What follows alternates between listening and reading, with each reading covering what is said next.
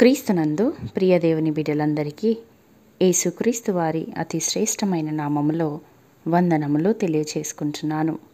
నేటి దిన ధ్యానాంశముగా క్రీస్తు కలువరి శిలువలో పలికిన చివరి మాటను మిక్కిలి ప్రార్థనాపూర్వకముగా మనము ధ్యానించువారమై ఉంటున్నాము. లూకాసు వార్త 23వ అధ్యాయము 46వ వచనము. అప్పుడు యేసు గొప్ప శబ్దముతో కేకవేసి, తండ్రి, నీ చేతికి నా ఆత్మను అప్పగించుకొనుచున్నానెను. ఆయన ఈలాగు చెప్పి ప్రాణము విడిచెను. యేసు ప్రభువారు మరణానికి ముందు నెరవేరవలసిన చిట్ట చివరి ప్రవచనము అయిన నా ఆత్మను నీ చేతికి అప్పగించుచున్నాను అను మాటతో నెరవేరింది. గొప్ప సంతృప్తితో తన ఆత్మను తండ్రికి అప్పగిస్తున్నాడు. ఆయన హృదయము తండ్రితో సంభాషించుచుండెను. తండ్రితో గల సన్నిహితమైన బంధుత్వమును తెలియజేయుటకును, తండ్రి, నీ చేతికి నా ఆత్మను అప్పగించుకొనుచున్నాను అని చెప్పి అప్పగించెను. ప్రియులారా, యేసు ప్రభువుల వారు ఆయన రాజ్య సువార్తను ఆత్మ విషయమై దీనులైన వారు ధన్యులు అంటూ ప్రారంభించి ఈ లోకంలో సశరీరుడుగా ఆత్మను అప్పగించుకొనుచున్నాను అంటూ ముగించడం ద్వారా ఆయన ఆత్మకు ఇచ్చిన ప్రాధాన్యత ఎంతో అర్థమవుతుంది. ఆత్మయే జీవింపచేయుచున్నది, శరీరము కేవలము నిష్ప్రయోజనము. అవును ప్రియులారా, జీవింపచేసేది ఆత్మ మాత్రమే, శరీరము ప్రయోజనము లేనిది అని వాక్యము సెలవిస్తున్నది. కానీ మనమైతే ప్రయోజనము లేని దానికోసము ప్రాకులాడుచున్నాము. నిత్యము జీవింపచేసే ఆత్మను గూర్చిన ఆలోచన కానీ అవగాహన కానీ లేకుండా బ్రతికేస్తున్నాము.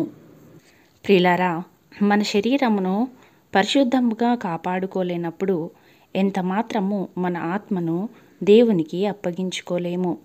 యేసు ప్రభువు వారు తన శరీరమును పరిశుద్ధముగా కాపాడుకోగలిగినారు కాబట్టే తన ఆత్మను తండ్రికి అప్పగించుకొనగలిగినాడు. ప్రియులారా, మనము కూడా దేవుని కోసము శ్రమపడుతూ మన శరీరాన్ని పరిశుద్ధముగా కాపాడుకుంటూ మంచి ప్రవర్తన గల వారమై సృష్టికర్త అయిన దేవునికి మన ఆత్మలను అప్పగించుకుని వారముగా ఉండాలి.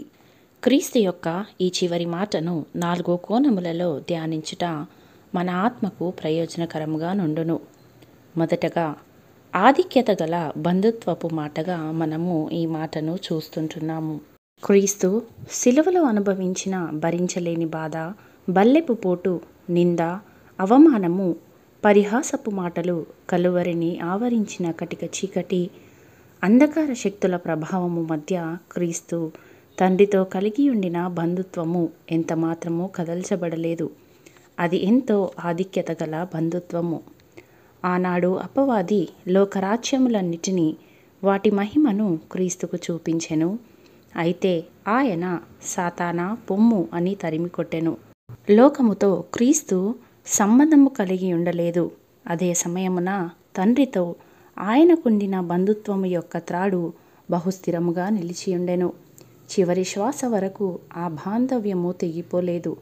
బాల్యమందు నా తండ్రి పనుల మీద నుండెవలనని మీరెరుగరా అని ఆయన తనను వెదికిన తల్లిదండ్రులతో చెప్పెను. శిలువ మీద వ్రేలాడుచుండగను తండ్రి అని ప్రారంభించి తండ్రి అని ముగించెను.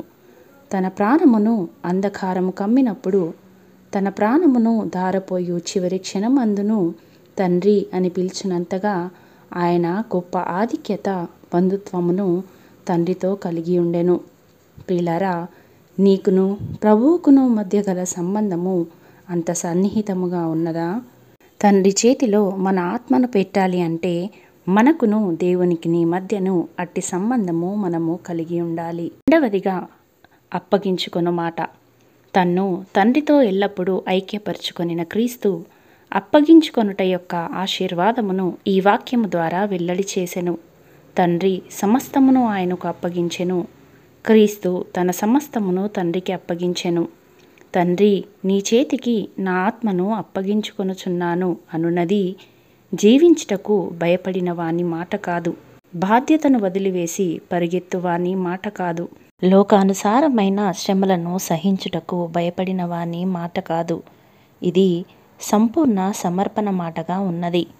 మనపూర్వకముగా అర్పించుకొను మాటగా ఉన్నది. తండ్రి చిత్తమునకు సమర్పించుకున్న మాటగా ఉన్నది. ప్రియులారా, నిన్ను నీవు కూడా సంపూర్ణముగా ప్రభువుకు అప్పగించుకునేటప్పుడే ఆయన నీ పూర్తి బాధ్యతను తీసుకునగలడు. నీ ప్రాణము నిన్ను విడిచినప్పుడు ఇక ఎటువంటి పోరాటము నీకు ఉండదు. బాల్యము నుండి క్రీస్తు అప్పగించుకొని జీవించెను. ఆయన తల్లి అగు మరియా, యోసేపు ఆయన శిశువుగా ఉన్నప్పుడే ఆయనను ప్రభువుకు ప్రతిష్ఠించిరి. పెరిగి పెద్దవాడైనప్పుడు క్రీస్తు తన తండ్రి చిత్తము చేయుటకు సంపూర్ణముగా సమర్పించుకొనెను. తన శరీరమును విమోచన క్రయధనముగాను నిర్దోషునిగాను అప్పగించుకొనెను. చివరి గడియలో, తండ్రి, నా ఆత్మను నీ చేతికి అప్పగించుకొనుచున్నాను అని చెప్పి దానిని తండ్రికి అప్పగించెను. క్రీస్తు అడుగుజాడలయందు నడిచిన అనేక మంది పరిశుద్ధులు తుది శ్వాస విడిచినప్పుడు ఇలాగూ అప్పగించుకొని నిత్యత్వములోనికి దాటి వెళ్ళిరి. మూడవదిగా, విజయం పొందిన వాని మాటగా మనము ఈ మాటను చూస్తుంటున్నాము. తండ్రి, నీ చేతికి నా ఆత్మను అప్పగించుకొనుచున్నాను అనున్నది కల్వరి యుద్ధమందు ఒంటిగానే యుద్ధము చేసిన క్రీస్తు నోట నుండి వచ్చిన విజయఘోషగా ఉన్నది. క్రీస్తును హత్య చేయుటకును ఆయన ప్రాణమును లాగుకొనుటకును సాతాను చేసిన కుట్రలు విస్తారము. ఆయన బాలుడై ఉండగానే హేరోదు చంపుటకు ప్రయత్నించెను. అప్పటి నుండి అడుగడుగున ఆపదలు పొంచియుండెను. సిలువ వేయబడుటకు అప్పగించబడినప్పుడును శరీర శ్రమలను ఎదుర్కొనినప్పుడును ఆయన ధైర్యముగా నిలిచెను. క్రీస్తు ఇలాగు ముందుగానే ప్రకటించెను, ఎవడునూ నా ప్రాణమును తీసుకొనడు, నా అంతట నేనే దానిని పెట్టుచున్నాను. దాని పెట్టుటకు నాకు అధికారము కలదు, దాని తిరిగి తీసుకొనుటకు నాకు అధికారము కలదు అని వాక్యము సెలవిస్తుంటున్నది. ఆయన ప్రాణమును తీసుకొనుటకు వచ్చిన ప్రజల మీద ఆయన జయము పొందెను. ఆయన ప్రాణము కొరకు వేటాడిన అపవాది మీదను జయము పొందెను. తండ్రి చేతికి ఆత్మను అప్పగించుట ద్వారా సాతాను తలను చితక త్రొక్కెను.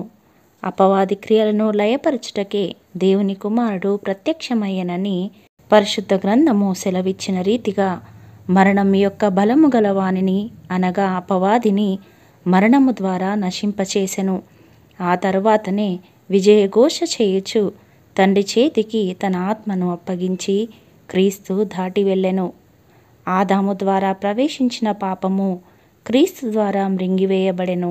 అవును ప్రియులారా, క్రీస్తు తన ఆత్మను తండ్రి చేతికి అప్పగించుట ద్వారా మరణమును జయించెను.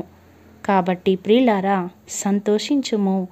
మరణము, పాతాళము ఇక నిన్ను జయించవు. ఇక మనము మన ఆత్మను అప్పగించుకొనినప్పుడు క్రీస్తుతో కూడా ఉందుము.